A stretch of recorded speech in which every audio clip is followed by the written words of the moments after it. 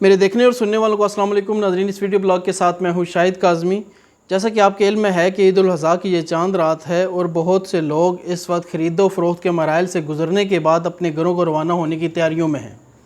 یہاں سب سے اہم اور قابل غور نکتہ ہے کہ بہت سے لوگ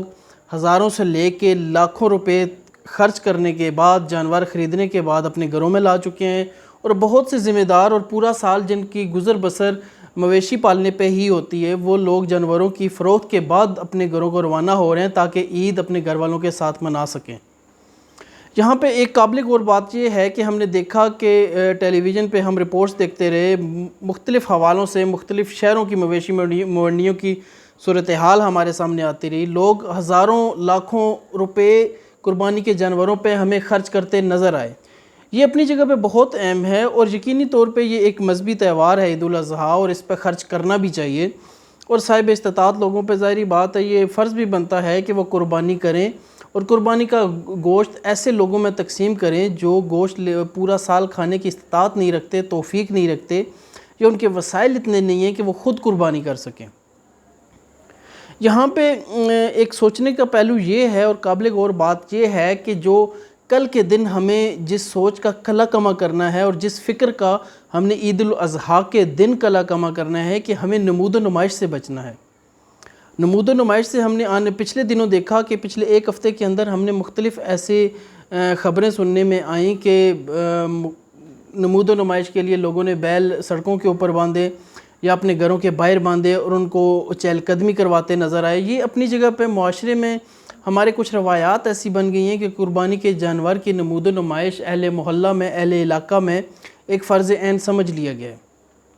کوئی شک نہیں کہ قربانی کے جانور کو محبت سے پالنا چاہیے، چند دن بھی آپ کے پاس وہ رہتا ہے، اس کو انتہائی محبت سے کھانا کھلانا چاہیے، پانی پلانا چاہیے اور اس کی خدمت کرنا چاہیے۔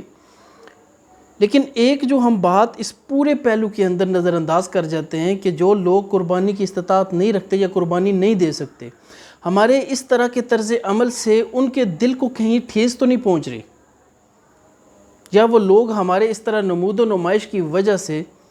احساس کمتری کا شکار تو نہیں ہو رہے کہ وہ معاشرے کے ایک ایسے فرد کے طور پہ زندگی گزار رہے ہیں کہ ان کے وسائل نہ ہونے کے برابر ہیں۔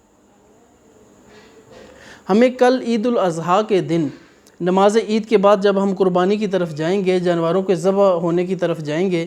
تو ہمیں اس حقیقت کا نہ صرف خیال کرنا ہوگا بلکہ ہمیں ان حالات کا ادراک ہونا چاہیے کہ ہمارے ارد گرد، ہمارے اہل محلہ میں کتنے ایسے لوگ ہیں کہ جو پورا سال گوشت کھانے کی استطاعت نہیں رکھتے اور ان کی نظریں صرف عید الاضحیٰ کے دن پہ ہوتی ہیں۔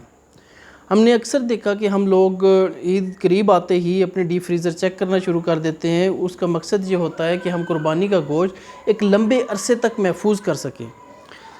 لیکن کل کے دن ہم نے اپنی یہ سوچ، یہ فکر تبدیل کرنے کی کوشش کرنی ہے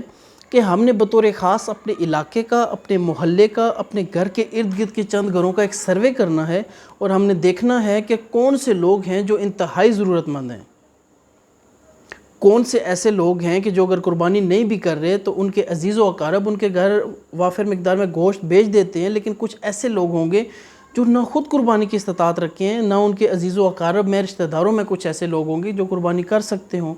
اور وہ لوگ ہو سکتا ہے کہ جب آپ اچھے اچھے پکوان تیار کر رہے ہوں اور کھانے تیار کر رہے ہوں، اس وقت وہ لوگ انتظار میں بیٹھے ہوں کہ وہ اپنے بچوں کو اچھا کھانا کھلا سکیں۔ یہاں پہ کل کے دن ہمیں ایک یوم عید کے طور پہ بھی منانا ہے کہ ہم یہ قربانی کا گوشت ضرورت مندوں تک پہنچانے کی ہر ممکن صحیح کریں گے، ہر ممکن کوشش کریں گے، اور نماز عید کے بعد اپنے جانوروں کی قربانی کرنے کے ساتھ ساتھ ہم کوشش یہ کریں گے کہ ہم اپنی نفرتوں کی قربانی کریں، اپنی اناؤں کی قربانی بھی کریں، ہم اپنے اندر عاجزی پیدا کرنے کی کوشش کریں تاکہ ہم عید قربان کے حقیقی فلسفے تک پہنچ سکیں۔ آپ سب کو عید الاضحیٰ کی چاند رات مبارک، اور کوشش کیجیے گا کہ کل عید الاضحیٰ کو ایک نئے عید اور وعدے کے طور پہ منائیں تاکہ معاشرہ ہمارے قربانی کے اس جذبے کے ساتھ فلاح پا سکے۔